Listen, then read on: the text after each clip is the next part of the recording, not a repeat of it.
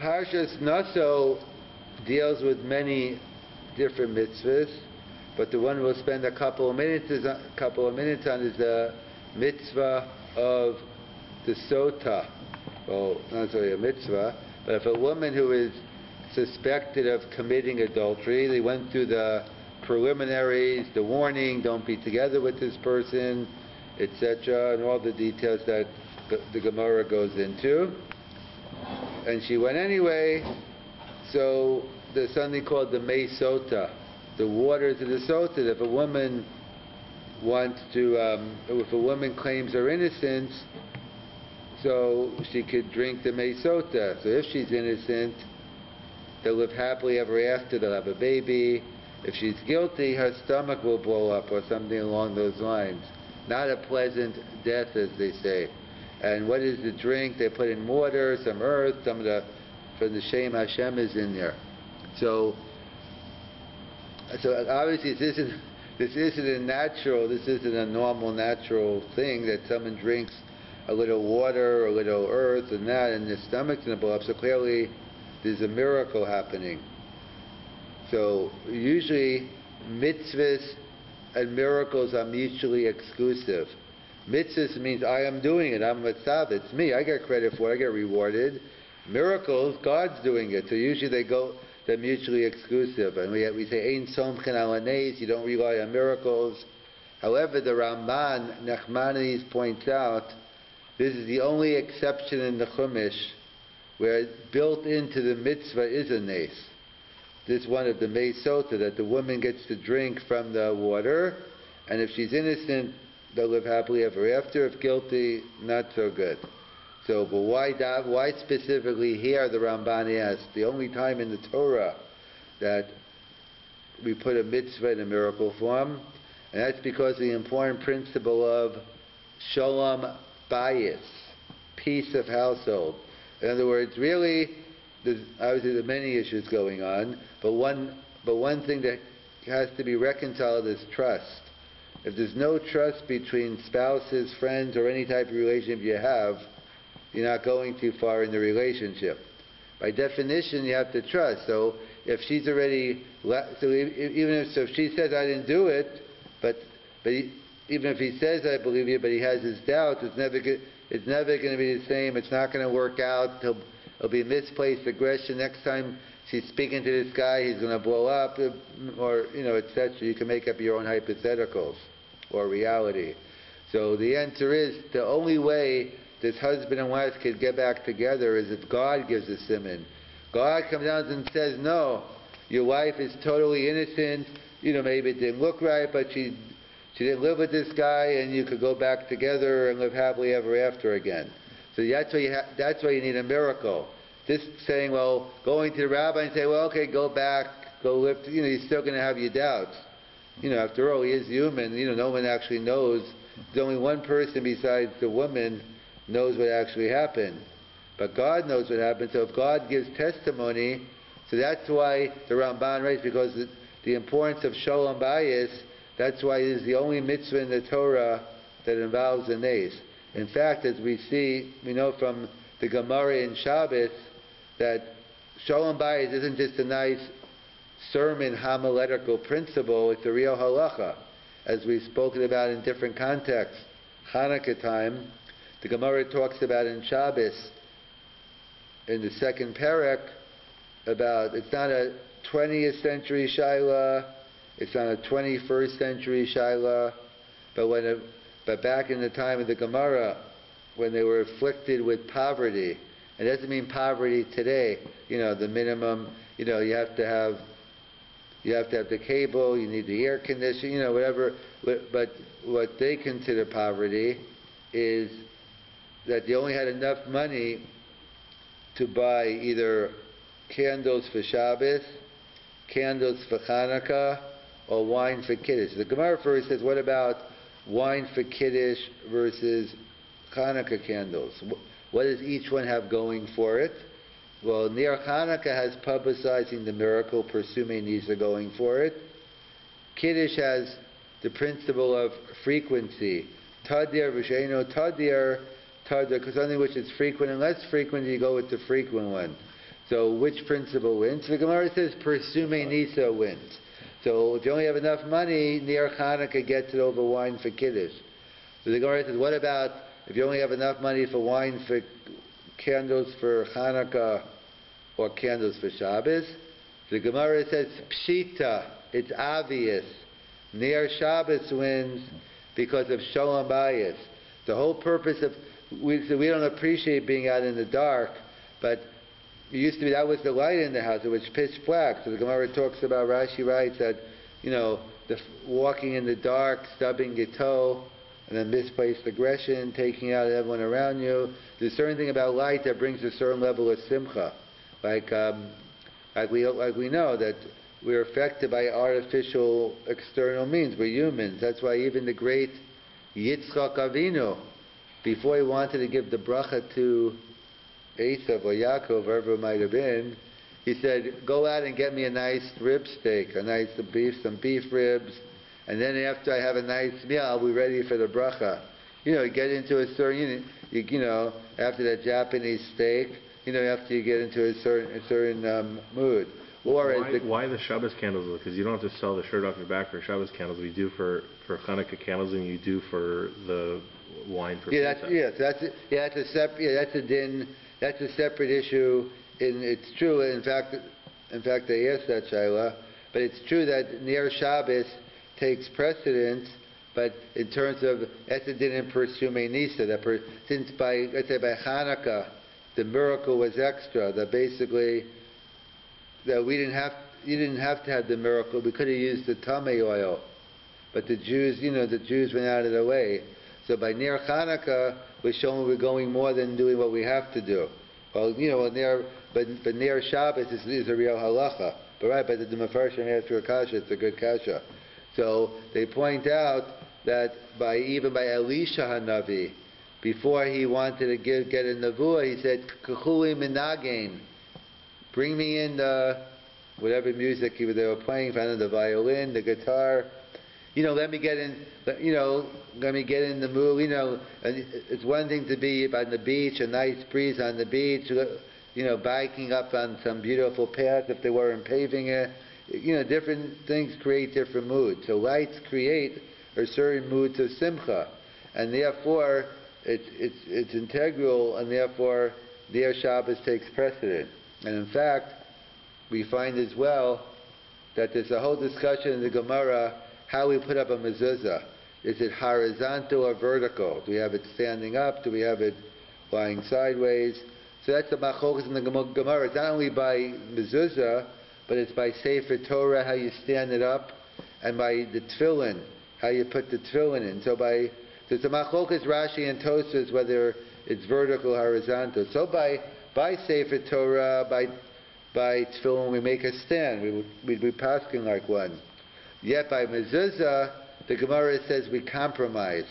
So the question is, why all of a sudden by mezuzah are we compromising, but not by Sefer Torah and mezuzahs? It's the same machlokas. So the Mefarshim point out because mezuzah is the first thing you walk into a Jewish home. What do you see? The mezuzah, and therefore you realize it's not standing upright, and it's not vertical, it's not horizontal, because in order to be simcha, in order to be shalom in the house, there has to be compromise. It can't be my way or the highway. It can't be too rigid. And that's why we end Shmona Esrei. What do we do? Oses shalom b'romav. In order to make peace, you got to take 3 steps back. Hopefully it's 3 steps back and 4 steps forward.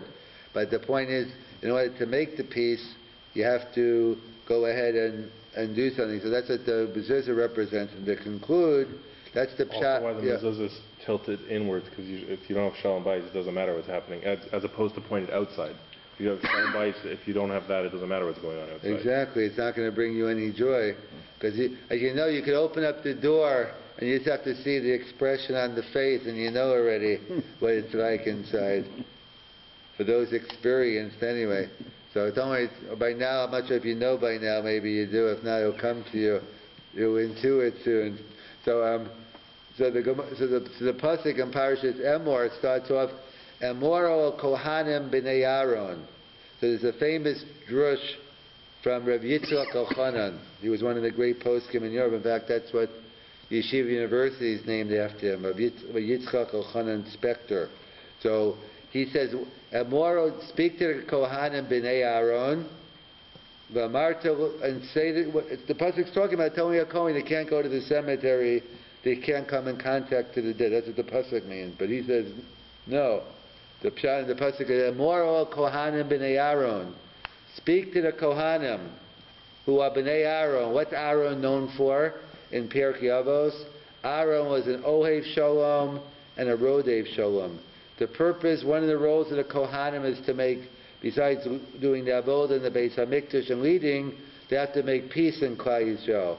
So Amoro Kohanim b'nei Aaron, speak to the Kohanim b'nei Aaron. You have to be Ohev Shalom and Rodev Shalom. That peace and unity is a very important factor. However, l'nefesh lo yitab amah. But how do you know you've gone too far? Of course, peace and to keep achdus, that's important. But how do you know you've gone too far? L'nefesh lo yitama. If you become tamei making peace, then you know you've gone too far. In other words, the Gemara gives in Bechoros gives a mashal. Let's say someone has a 10-foot wide reed, and they want to get into a 5-foot wide door. They're pushing. So the Gemara has an expression: you're causing more harm than good. In other words, you push up, you're going to knock over the whole house. If you knock over the whole edifice in order to get the reeds in, you're not gaining. So if you're going to drop every halacha, drop all the edifice of Judaism to make shalom, you have nothing left. So of course the Amoro Kohanim b'nei Aaron, but you have to know at what expense. And that's the yesod here of the importance of shalom bayis. That's the yesod of the Meisot, as the Ramban points out. The only mitzvah in the Torah that involves a nace, because by all other times they're mutually exclusive. But here to get the trust back and to prove her innocence and to have a chance for the relationship to come back, so HaKadosh Baruch Hu gives testimony, this woman is innocent, and you'll have the baby, and hopefully live happily ever after. We'll discuss a little bit about the topic of Mechikas Hashem, the prohibition in the Torah of destroying God's name. So there's an interesting Gemara in Sukkah with David HaMelech, where David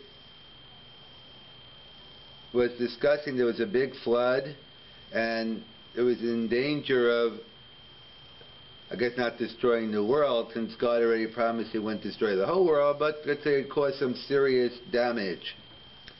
And he asked his advisors what to do, because he had a little dilemma. They had a tradition that if you take God's name and throw it in, it will stop the waters. But there's a biblical prohibition to destroy God's name. So he didn't know what to do. So he said, any of my advisors, speak up now. So one of his advisors got up and said, Kal v'chomer, you can certainly do it. Because if we see from the parsha of the Meisota, you can destroy God's name to save one marriage, how much more so to destroy God's name to save the whole world? So he liked it, and then it worked so well, the waters went down, and then David started saying, Shir Hamalos Mimamakim, and for the waters to raise up. So that's the Gemara. So the first question is, which we'll discuss second, is what kind of question was David asking? Are you allowed to destroy God's name to save the world? Last I checked, it wasn't one of the big three. We know there's for 3 mitzvahs, one has a mitzvah of Kiddush Hashem, illicit relations, Gila Arayis, Ritzicha, murder, Ovdei Avodah Zarah. Destroying God's name isn't one of them, so of course you could destroy God's name. So we have to understand what exactly was David's issue there. And secondly, there's another kasha. We know there's a principle throughout Shas, Gabi Hilchot Shabbos, Hilchot in Kol HaTorah Kulo, the halach of grama, doing something indirectly. And usually if you do something indirectly, many times it could be only a rabbinical prohibition, sometimes it's permitted. So different laws of grama. So the Gemara says in Shabbos, there's a machlokas in the Gemara, someone has a tattoo with the Shem Hashem on it, and they want to know, could they go to the mikveh, could they go to the bathhouse in order to, the concern is the Shem Hashem will be destroyed. So the Gemara concludes, you got to go into the mikveh, but you can't rub your hands on it, because that's mechikas Hashem b'yadayim. But if it's only grama, so then it's mutter. So the kasha, so what was David Shaila? It was only throwing the water in the water, it'd be a grama. So gram mechika is mutter anyway. So what was David's potential problem? So there's a famous there's a famous Rashba. The Rashba gets into what is the definition of grama. And as we know, we have a principle in Hilchos Shabbos of a davar she'eino mischavin and psik reisha. In other words, the halacha is, let's say you're not sure if by doing this action it's going to cause a certain result. So it's mutter. For instance, the Gemara talks about you're permitted to pull a bench if you're not sure if it's going to violate any malacha. Since you didn't have kavanah, it was a davar she'eino mischavin, so it's mutter. However, if you're going to pull that bench and it's definitely going to cause chilul Shabbos, so it's asur al psik reisha.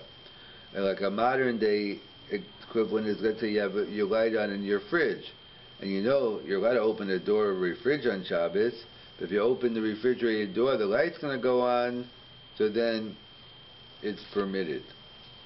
So then it's asur. So therefore over here, so the Rashba writes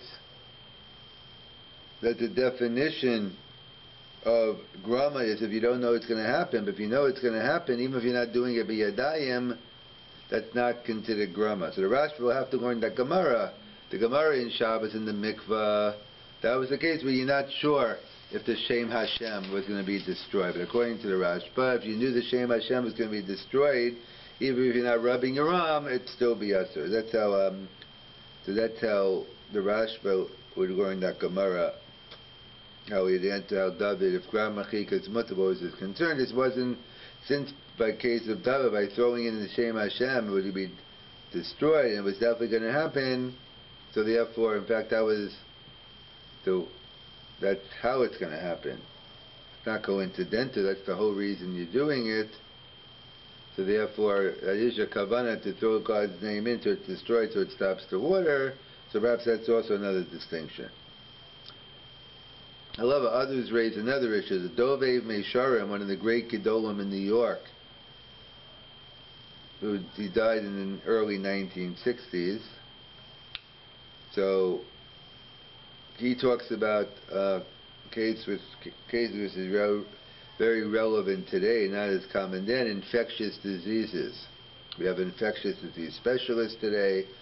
So bottom line, the details aren't important, but the bottom line is the case was that someone was admitted to a hospital or the equivalent, and anything he touched, anything that touched his flesh had to be burnt because of health issues, any clothes he wore, etc. So the shiloh was, am I allowed to put on tefillin? Because if I wear tefillin, they're going to destroy it before I leave. And on the other hand, I have a chiyuv to put on tefillin. So what should I do? Should I not put on tefillin? Or should I put on tefillin and whatever happens, happens? So he throws out, could be first, he says it's dependent on the issue. There's a famous machlokes, the Ramban versus the Baal Hamor. That the Gemara, that the Rishonim talk about a case where Bizman Gemara, before we had this modern technology, you needed hot water to put on the child after the bris, before the bris and after. So the shiloh was, let's say, so if a person did a bris milah and the water spilled, so okay, pikuach nefesh, you're going to save the child, heat up hot water, your guy, depending on the scenario there. But what about if the water spills before you're about to do it? So you know now, if I go ahead with the bris milah, I'm going to have to cook other hot water. Or someone else will have to. Am I allowed to put myself in a situation where I know, am I gorei mechilul Shabbos? So the Ramban says, yes, milah is docha Shabbos. You have to do a mitzvah milah, it's day 8 today. And therefore let the chips fall where they may. Ein locha mitzvah el l'shaitz. I'm not going to make cheshbonos. That's it. You go ahead and do the bris milah. And the Baal HaMor says no. You have to be rola es hanolad.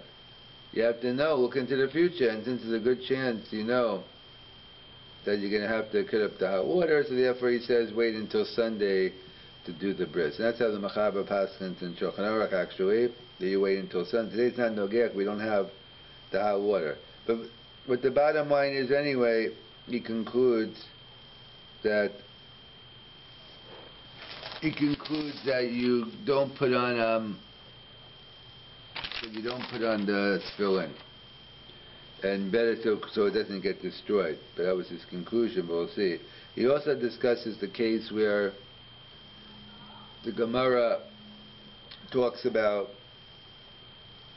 in Gemara Shabbos, the 19th Perek, when there are many times in Jewish history where there were bans on Torah, Tefillin, Nila. So the case here is that there was a ban that you're not allowed to wear Tefillin. So the rabbi defied the rabbi defied the he was walking around outside with tefillin. So the Roman soldier saw him, so he started running away.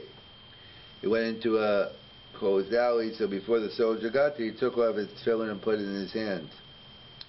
And the soldier said, "What do you got in your hand?" He said, "Nothing." "I thought you were wearing tefillin." "No, they're not tefillin." He opened up his hands and they were the kanfei Yonah. They turned into a Yonah. So the whole discussion is, should he have taken his tefillin off? We know, b'shas hashmad, afil mitzvah kala, one has to give up their life. Of course, that's a discussion whether it applies to a mitzvah aseh. The Rama seems to say for merely not to do a mitzvah aseh, you don't have to. That's why we see by Chanukah, instead of lighting outside, so some say it was a Shinei Aguf, we moved it inside. As I say, it was just a bit to aseh, so, we didn't have to be concerned. So they point out that, some point out, it wasn't Mechikas Hashem, but obviously that wasn't through his means. So, that was the question there, whether, so he felt that whatever lumdish you want to give to it, he felt he had to take off the tefillin, because that's the whole discussion. The Gemara says over there that tefillin wasn't a mitzvah that was accepted. So some say because he was the only one wearing it, or because no, he took them off. He should have left them on. However, the pshat is he took them off, and he thought he was doing, that's what he should do, and that's how many learn. So we see from there, why did he take them off? Because better that you don't wear tefillin than get the mitzvah destroyed. So too here, that was his conclusion. With the infectious diseases, better not to wear tefillin at all than to wear the tefillin and let them get destroyed. So of course, there are a lot of factors to it. How long is this going to go on? Is this a day, a week, a lifetime? And the other factors that go into the Shiloh. As well, it's not the same Shiloh, but there was a similar Shiloh in terms of when you have a moral dilemma, what do? Is it better to, let's say you know that tefillin not get destroyed. Is it better that you just leave it, you should do it yourself in a way where it's more covered there? Because that was the Shiloh when Israel had to move out of certain areas, so whether there were shuls there or what was going to happen with the cemetery. So the question is, should we knock down the shuls first, so therefore they can't be bavazed? Or no, better that do unto grama, have the guy do. So similar Shiloh here we're saying it better that the tefillin not be destroyed, and therefore don't put them on in the first place. And then there's a famous Chuvas Harama, so they asked a person got upset, fight with his wife, he took a neder, he's going to divorce his wife, then he came around, so he wanted to know if he could be, it was a case where he can't be matir neder, it was a case where the neder had to be fulfilled. So the question was, he wanted to know, could I violate the Issa Daraisa? Because we have precedent in the case of Mei Sota. I could violate the Issa Daraisa, Mechikas Hashem, to save a marriage, and maybe I could violate the Issa Daraisa of a neder to save. So Rama says no. You know, other factors involved as always, but in this Nukud he said no, because by Mechikas Hashem, we're not violating the Issa Daraisa to save a marriage.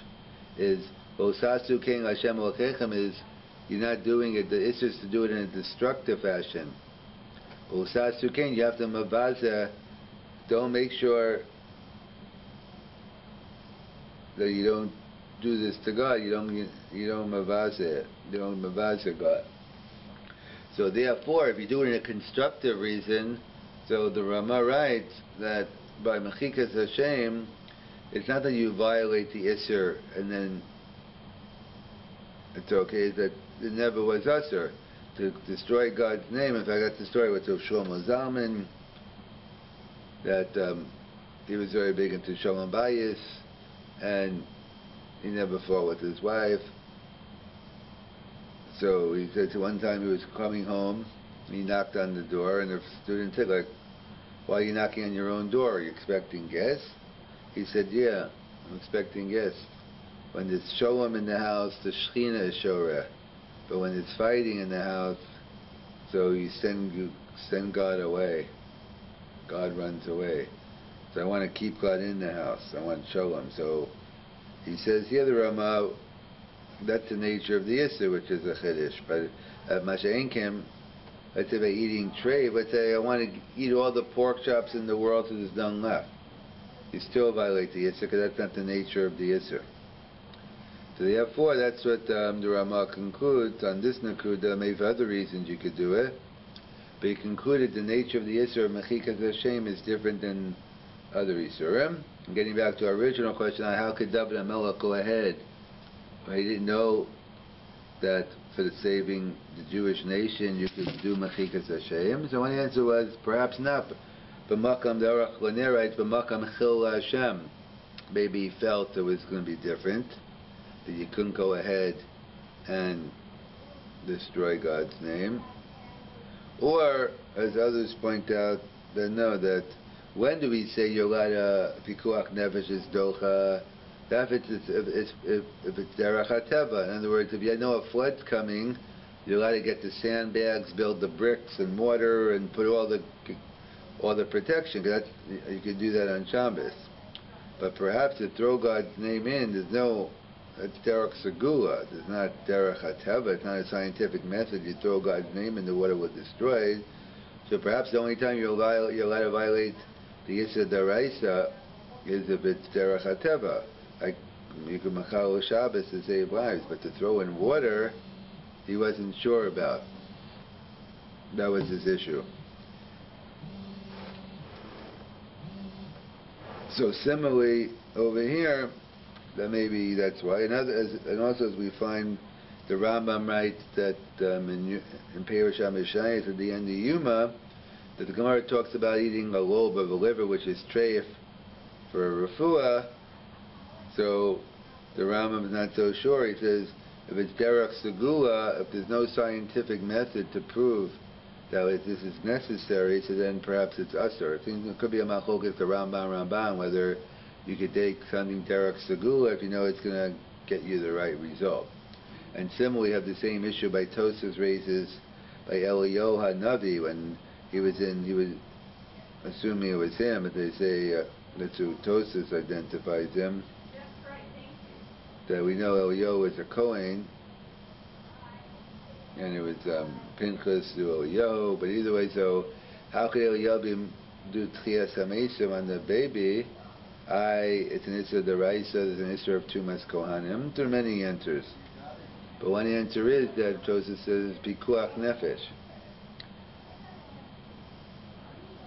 What do you mean? Well, no, what do you mean? It wasn't Pikuach Nefesh, but well, Joseph is right, Pikuach Nefesh for the mother, perhaps, but the Mefarshim point out it was doing Tchiyas HaMesim.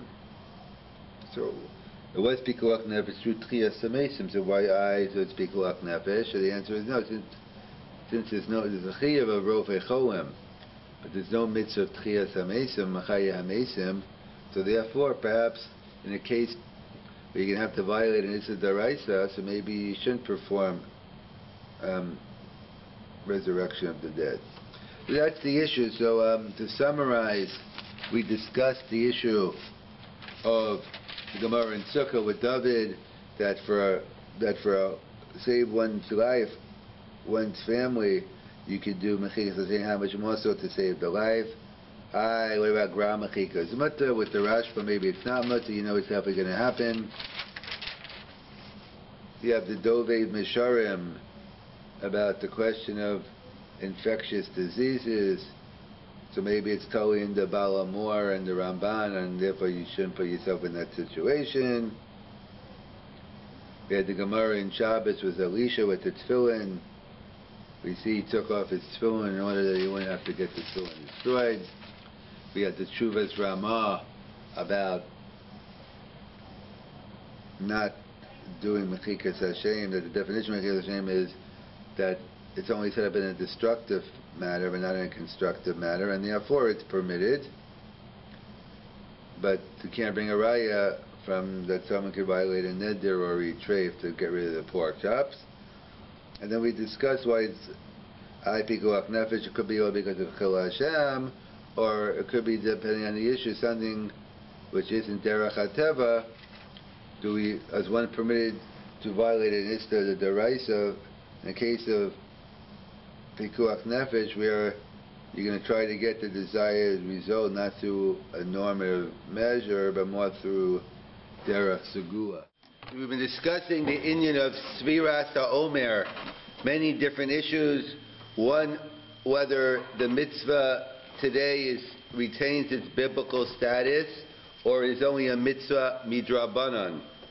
So we discussed the machlokas. The Rambam's opinion is that even bisman hazeh, it's biblical. And Tosas and other Rishonim hold it's only rabbinical. And the simple explanation was that if it's connected to the Karban Omer. That since we don't have Karbanas today, so therefore the Sviras Omer retain its biblical character. If you hold it's Daraisa Pashis, it's not connected to the Karban Omer. And it's rabbinical, you say it's connected. So there's actually a minhag in certain shul's, I believe it's in Hamilton as well, of not to say Tachan in the week after Shavuos. Before Shavuos, right? Well, everyone has the minhag before Shavuos. Shosha is the 3 days before Shavuos. But there's a Hasidic minhag that's been adopted that we don't say Tachan a week after Shavuos. What is that based on? So there's a discussion in the poskim about Shavuos being 1 day and Shavuos being a week. So Shavuos being 1 day we're familiar with. Well, in Chutz La'aretz we're familiar with 2 days, but we know it's 1 day. We did add an extra day for Chutz La'aretz. So Shavuos is 1 day, that's an Issa Malacha, we bring the Karban Musafim. What do you mean Shavuos for a week? So there's halacha of Tashlumin, that one doesn't bring the Karban on Shavuos, the Gemara talks about Tashlumin for a week. So therefore, some say, since we see that there's Tashlumin for a whole week, so we see there's a concept of Shavuos for a week as well. And near Jeff. Yeah, but you mean that people brought the Korbanos for Shavuos on the week after Shavuos? Yeah, someone who was shogeg, someone who didn't bring their Karban, they had a whole week to be mashlim. So we see the concept of Shavuos for a week. However, but that would only make sense if we were bringing Karbanos today.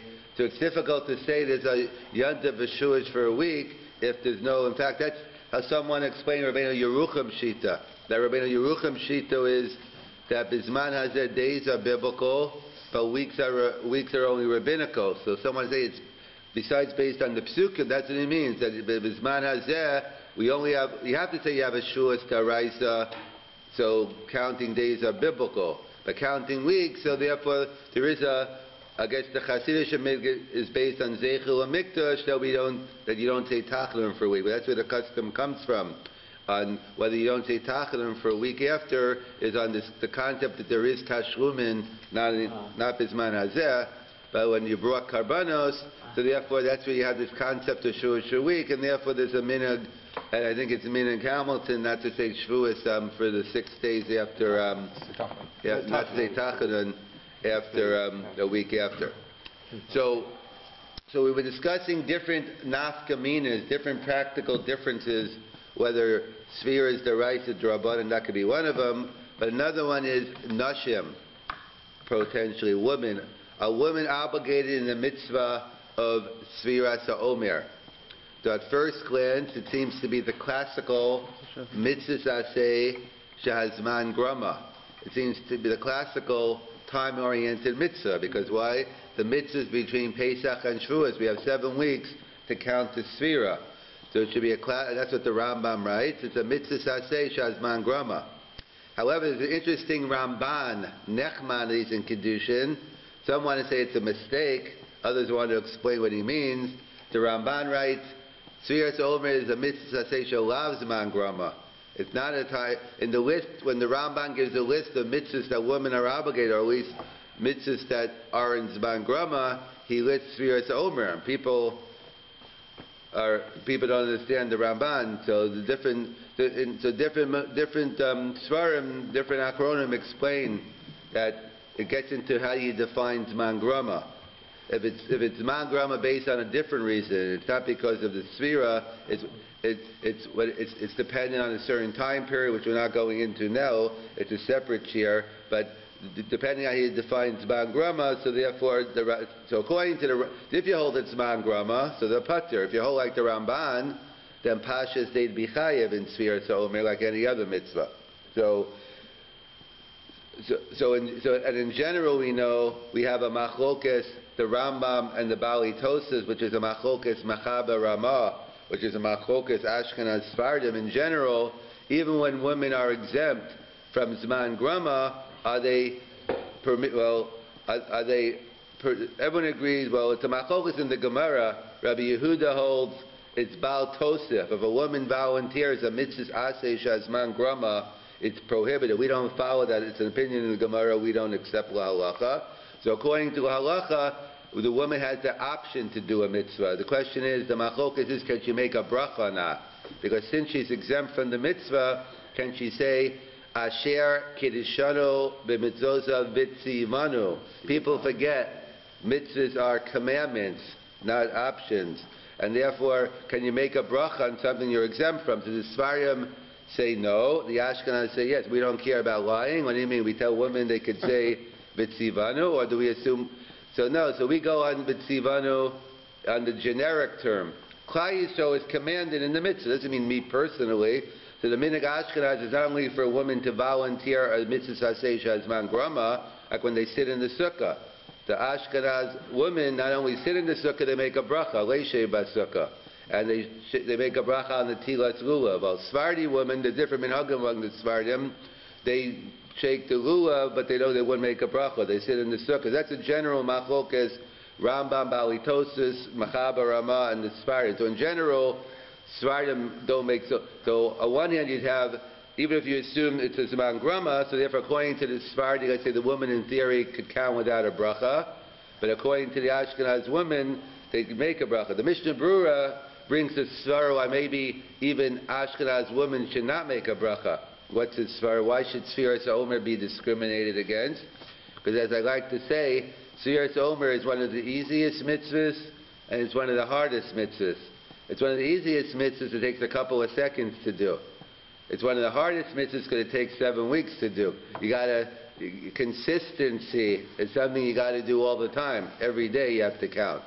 So therefore the Mishnah Berurah raises the issue that since women are exempt, he goes with the Rambam, that it's a mitzvah aseh shazman grama, so therefore, so he raises the question, which is a chiddush, not everyone agrees to, but let's say someone counted with a bracha 23 days, and then they missed day 24, day 30, whatever. So do you say l'mafreya retroactively all those brachas are in vain?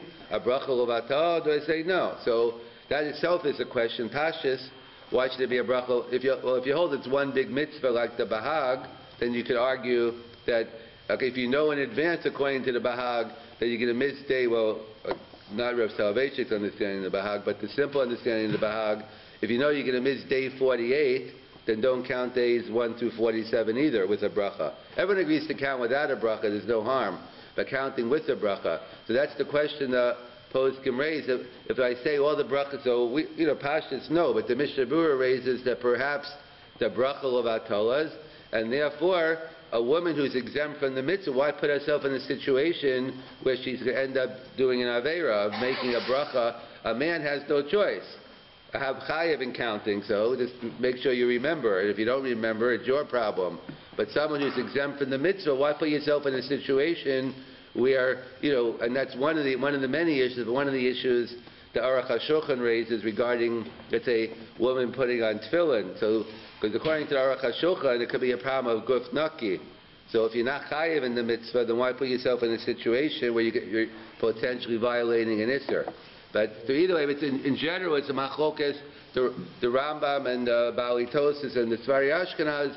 So therefore, notwithstanding the Mishnah Berurah, many have a minhag that even women count b'tzvira, because even though it's a zman grama, we count. So, however, some want to raise another reason, perhaps, why they would be exempt, even according to the normal explanation, because we know there's an interesting Ramah regarding the mitzvah of Havdalah. He raises the issue, or he doesn't raise the issue, he makes a stand. He says women should not make Havdalah for themselves, but if possible, they should listen to a man. And the question is, why is the Ramah? The Ramah, we just said, paskins, that when it comes to mitzvahs hasei shazman grama, women, the minhag Ashkenaz is women do the mitzvah and they make the bracha. So why by Havdalah does the Ramah write, the minhag is that she should make Havdalah herself, but she should try to hear Havdalah from a man. So that's a machlokes, the Magen Avram and the Taz. What's the pshat in the Ramah? Because it's a difficult Ramah, even if you assume, because the machlokes by Havdalah, whether she's chayiv or not. The Rambam sheet is, she's chayiv min HaTorah in Havdalah. And Tosas quote, and others quote from the Orchas Chaim, that perhaps she's patur, or only D'Rabbanan. So therefore, why is the Ramah, even if you assume she's exempt, like the Ramah seems to be assuming, then why shouldn't she make a bracha? So what? Why can't I volunteer like any other mitzvah saseh shazman grama? Once I'm volunteering, it's okay to make the bracha. So the Magen Avram writes, he says, because we find all the examples in the Gemara, you find mitzvah saseh shazman grama sheyesh bo maisa. There's an action, like they're shaking the lulav, sitting in the sukkah. So perhaps the Magen Avram suggests, when does Chazal tell us that women can volunteer mitzvah saseh shazman grama? That's when there's a maisa involved. If it's a pure dibor or a non-maisa, so therefore women do not make a bracha. In fact, the Mishnah Berurah raises this issue regarding Kiddush Lavana. He writes, the minhag is that women do not do Kiddush Lavana. Why not? Kiddush Lavana is a mitzvah, even if they're exempt from Kiddush Lavana, why can't they do it? So it's based on this Magen Avram, that since all you're doing is making a bracha, there's no maisa involved in the mitzvah Kiddush. So therefore that's what the Magen Avram suggests. The Taz gives a totally different reason. The Taz says the reason, the pshat in the Ramah, why the Ramah says by Havdalah, you don't make a bracha by Havdalah, even though normally he says it by other mitzvahs saseh shazman grama. He says because it's tarte l'reusa, it's a double negative. But you took geometry, that's a positive. Not according to the Taz, it's not. Now what's the double negative? He goes, number one, he paskins, Havdalah is only D'Rabbanan, not like the Rambam. And secondly, he says it's a zman grama. So the Taz's shita is, when do we say women volunteer a bracha on a mitzvah saseh shazman grama? That's only on a mitzvah daraisa. But if it's a zman grama and it's a D'Rabbanan, so then women do not make a bracha. Therefore, he holds Havdalah is D'Rabbanan and it's a zman grama. Therefore, based on the Taz, it's not just limited to Havdalah. So therefore, same with Chanukah would apply, right? Yeah, but Chanukah would be, except the Gemara tells us, Nashim chayavas near Chanukah shafim hoy. So Chanukah, Kriyas HaMegillah, and Dalet Kosis, if not for the Rabbi Shua ben Levi, right, then according to the Taz, they'd be patur. But so therefore, So therefore, according to the Taz, it's not limited to Havdalah. Therefore, the big Shiloh would be Shabbos morning. According to the Taz, it's a general machlokas Rambam Ravid whether women are chayiv in Kiddush Shabbos morning anyway. Perhaps the only chayiv in the Kiddush. But according to the Taz, the Kiddushei Rab is only, according to everyone, Kiddush Shabbos morning is only D'Rabbanan, and it's a Zman Grama, so that would be a problem for a woman to make Kiddush then. You want to say something? Well, I just want to say that the question of Havdalah is also to be mafted in Shabbos L'chol is something that a woman has to do as well. Even if she say, I'm mafted in Kodesh L'chol, that means that Havdalah transforms the toises of Shabbos. And consequently, that becomes a whole new entity. Consequently, that becomes the issue. Is this really totally in there? Or is it really totally in each individual? In other words, is a time the factor that creates Mitzvah Shabbos? Or does the person create Mitzvah Shabbos? So if the person creates Mitzvah Shabbos, this is the real Maisa. That's why if she didn't hear yet the Havdalah from her husband, she should say Amad Bekoish T'chol, and then can do whatever she wants. So you see that there's a halacha Maisa. It's a halacha Maisa, and it's not Mitzvah. But gets into when the Ibor is a Maisa or not. But the two different, the two different Havdalahs. It's like we have Kiddush B'Dvarim, we have Kiddush B'Yayin. So the two different, there's Havdalah Al Yayin, which depending in Jewish history, when we were, the Gemara tells us in Brachas that originally, first we started off making Havdalah Al Yayin, then we were afflicted with poverty, so we only had Havdalah B'Tfilah, and later on they instituted it. So Havdalah B'Dvarim, everyone agrees. A woman, in order for a woman to do Malacha, she has to say Baruch Hamavdil Ben Kol Shachol. The Machlokas here, the Ramah, he's talking about making the Bori Priya Gafin making, right, here you can do it, he's getting into right without the shit. Right, but that gets into a general issue about what's considered a lav she'ein bo maisa, what's a maisa. Let's say the Gemara in Bechoros talks about, let's say if you scream at your animal, and you know that's going to cause the results of hitting him, so that's a discussion. Tosas brings down 2 days in terms of what's considered a lav she'ein bo maisa, what is it. But according to the Taz, that if you work with the Taz's Shita, that Zman Grama and D'Rabbanan, women are exempt and they can't make a bracha, so then that would be a major nafkamina b'Zman Hazeh. If Sfiras Omer is Daraisa, so it wouldn't be an issue. But according to the Taz, if Sfiras Omer is D'Rabbanan, so then according to the Taz, it would be a problem for a woman, even if you hold, like all the other reasons, the Taz would hold that a woman cannot count Sfira with a bracha because it's a Zman Grama and it's D'Rabbanan. So let's just summarize. We discussed the minhag of not saying Tachanon after a week after Shavuos. That's based on there's a Shavuos Daraisa of Yomim we have today. We count daily, but counting weeks is at best only D'Rabbanan, like Rabbi Yerucham said, and therefore with Zman based on Mikdash Kayim, if you couldn't bring a karban, you had a week of Tashlumin. So the Chassidim, others have a minhag that a week after Shavuos, Zeichel Mikdash, we don't say Tachanon. Then we discussed the Machlokas D'Rabbanan and Daraisa, and the Machlokas whether regarding Sfiras Omer it's a Daraisa D'Rabbanan. So he says that would be another nafkamina if you go work with the Machlokas Magen Avraham and Taz, and what's the pshat in the Ramah by Havdalah. So according to the Taz, not only would it apply to Havdalah and Kiddushei Rabbah, but as well as Sfiras Omer would be a D'Rabbanan and a Zman Grama, so it would come out then, that would be a nafkamina. According to the Magen Avraham, women can count with the bracha, and according to the Taz, a woman, so you have another, besides the Mishnah Brewer's reason of you have to count 49 days and you might miss one, a chashash bracha levatola, but in addition to that reason, then you have the Taz's reason that perhaps the women don't make brachas on Zman Grama's D'Rabbanan. The Gemara in Psachim, Samach Vav Zayin, in that area, quotes as an interesting machlokas between Rabbi Yeshua and Rabbi Eliezer. How does one observe the mitzvah of Simchas Yontif? The Torah tells us, Samachta Bechagecha, that at one point it was clear there was a mitzvah in our Torah of Simcha, by bringing karbanos in the Beis HaMikdash don't show up Reikam.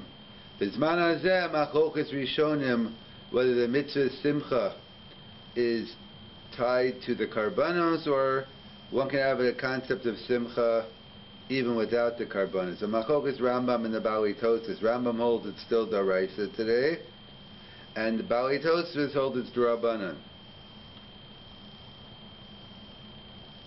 So there's a discussion on how do you celebrate Yontif. So there's two different psukim that they both focus on. Rabbi Eliezer says you have a choice, either Kul Hashem or Kul Lachem. One pasuk says Atzeres Tia Lachem. One pasuk says Atzeres Shua should be for your benefit. Another pasuk says Atzeres Hashem Okecha. Atzeres should be for God. So it should be a spiritual or physical thing. So Rabbi Eliezer learns either or. You could pick your own poison. And Rabbi Shua says Chatzi L'Hashem v'Chatzi Lachem. In fact, Rabbi Yosef Engel points out we know we have a klal that you have two psukim. We have a principle that when two psukim are machish zeh zeh, so what do? You have two psukim which seem to contradict one another. So the principle is ba hashlishi umachriya beinehem. You get a third pasuk and you reconcile. So the issue is what happens if there is no third pasuk? Then what do?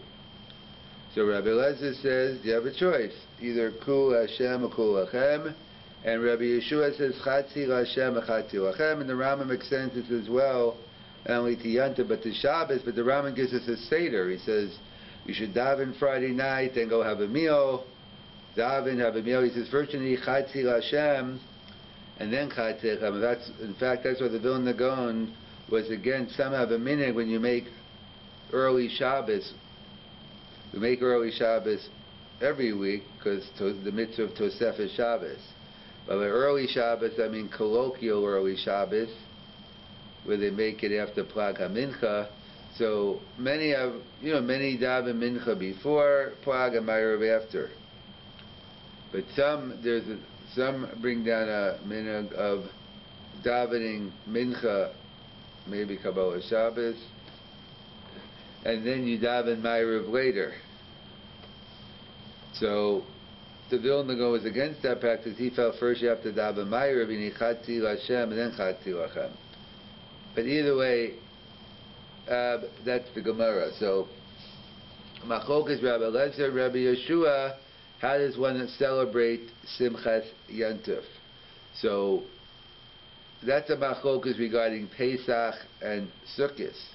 However, the Gemara says, Hakol Modim, even Rabbi Eliezer, who gives you an option to go Kul Hashem when it comes to Pesach and Shavuos, so let me point out, Kul Hashem means you still have to have a Suda, there's an Issur to fast. So we know there's a big difference between a Yontif meal and a weekday meal takes a couple of minutes to eat. A Shabbos Yontif meal takes a couple of hours to eat. So even Rabbi Eliezer would agree you have to make Kiddush and have a Suda, but it doesn't have to be a big thing. In fact, that's the Gemara in Beya where Rabbi Eliezer Shita was you could just have a big shear and small meals. The students started packing out one after another as the shear went longer. Because they obviously went with Rabbi Yeshua that you have to have a festive meal. So either way, so a kol moldem when it comes to Pesach and Sukkot. However, even Rabbi Eliezer agrees that it comes to Atzeres, be'inen nami lachem. Why does Rabbi Eliezer say on Shavuos one has to have a meal? So the Gemara says because Yom Shenitna Bo Torah, it was the day the Torah was given. And the Gemara goes on to say not only is it Shavuos, but Hakol Moldem on Shabbos, v'Karasa Shabbos Oneg, and Hakol Moldem b'Purim, Yom Mishto Simcha Ksiv, and the Gemara goes on about one rabbi who would fast, but he never would fast on Purim, Shavuos, and Erev Yom Kippur, because those days had a festive simcha. So either way, the Gemara at first glance seems difficult. Why do you have an obligation to eat on Shavuos? Because it's the day the Torah was given. It's counterintuitive. It's the opposite. The fact that the Torah was given is a reason for me not to. It's a reason for me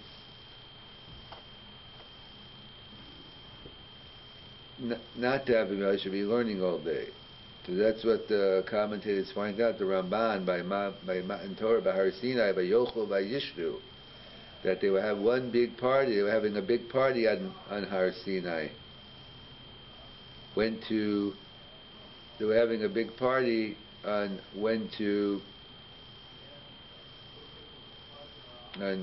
eating on Har Sinai. So we see why. So the Ramban writes, Mikan, we see from here that any type of celebration by Torah, we celebrate with the Suda. In fact, that's the famous Shiltas by Purim, that we know Purim and Hanukkah are very similar. So to find differences is usually interesting. When things are different, you try to find similarities. When they're the same, you try to find differences. So one of the differences between Hanukkah and Purim is Purim has a Chi of Suda, we Pascha, Hanukkah does not. There's a famous Lavush that explains the distinction, because Hanukkah was a spiritual salvation. The Greeks wanted us to give up the Torah, take on Greek culture, so we celebrate in a spiritual way, B'Halal B'Hodah, near Hanukkah. But Purim was a physical thing, L'Hashmi L'Haru, it's called Yehud and Tav V'Nashim, so therefore we celebrate in a physical way with food.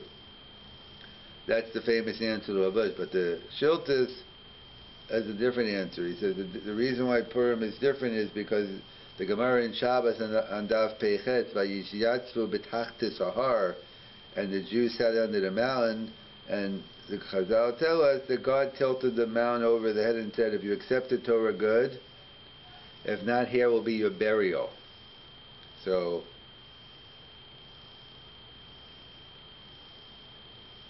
the Gemara says, Mikan Mod Rabbi Daraisa. So then we see the whole Kabbalah Torah isn't binding, it's on the rest. So the answer is no. During Purim time, Kimu v'Kiblu, Kimu Masha Kiblu Kvad, they re-accepted the Torah B'Yava. But what's the point? The point being is that we see Shavuos is the day of Matan Torah. In fact, Shavuos is the day of Matan Torah, of Torah Shabbat.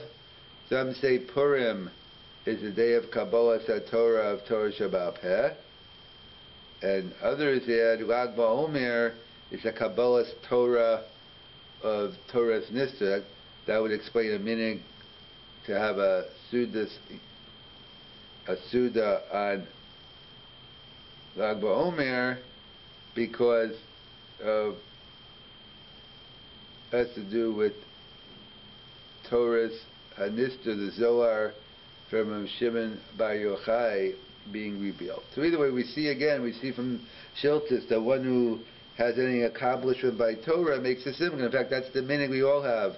When one makes a siyam, so whether minimally you serve some food, if not, people have a sudas mitzvah. You wash and have a meal, because any time you have an accomplishment by Torah, we celebrate it. And that's an itzir by the Karban Toda. Anytime you want to share something, a tremendous event, the Torah requires you to eat a big amount of food in a very small amount of time, much more than the ordinary. So how are you going to do that? You have to invite people over. So when you're having a Suda Soda, you have to try to share with as many people as possible. And that's what the Torah is about. Kishem Hashem Ekra Havagol Delokeinu. That when it comes to the Torah, it's a Birka Shabbat Vodah. We're thanking HaKadosh Baruch Hu for giving us the Torah. And therefore, when it comes to Matan Torah, that is the time of Suda. And this will go into another time, but obviously, Basa Machshava, that's the whole Yisod of the Torah. The whole Yisod of the Torah is to take the physical things of the world and turn it into the spiritual. The mitzvah and Shavuos isn't to lock yourself into the Beis HaMedrash and learn, but say ulamad, you have to go out and make it a Torah Chayim, and we live in this world, and you go and spread Torah together we take the physical things in the world and use it. That's the pshat over here. Hakol modim ba'atzeres. Everybody agrees when it comes to the Yontif Shavuos. It's Yom Shenitna Bo Torah. That is the day we have to celebrate a Simcha and a Sudas Hodah.